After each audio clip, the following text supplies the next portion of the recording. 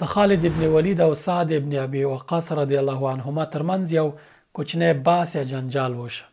بل ورځ د سعد رضی الله عنه په یو مجلس کې یو کس خالد ابن ولید بد یاد کړی، داسې غیبت یې ورته وکړ، یا غوښتل چې شکایت یې درته وکړي چې داسې چلند یې کوه. هغه ورته ویل چوپ شه، زما او د خالد ترمنځ جنجال زموږ تر دینه نه دی رسېدلی، یعنې زموږ اختلاف تر دینه نه دی رسېدلی، دا عادي اختلاف دی.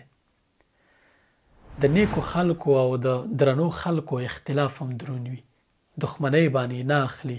ځینې انسانان وي چې تا سره په مجلس کې د نورو خلکو داسې یادونه تا ته کوي چې لکه په اور باندې چې تیل ورشیندي، ستا زړه کې کینه د نورو پر مقابل کې لا ډیره کی.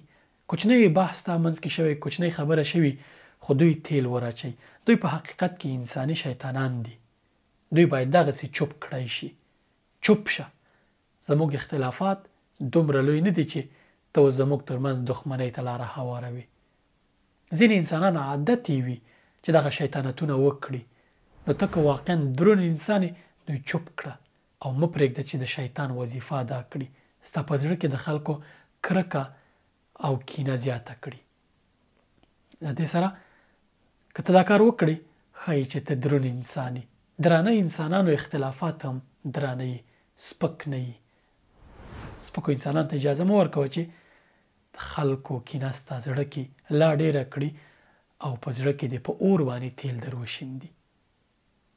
درون انسان په هر حالت کې درون وي.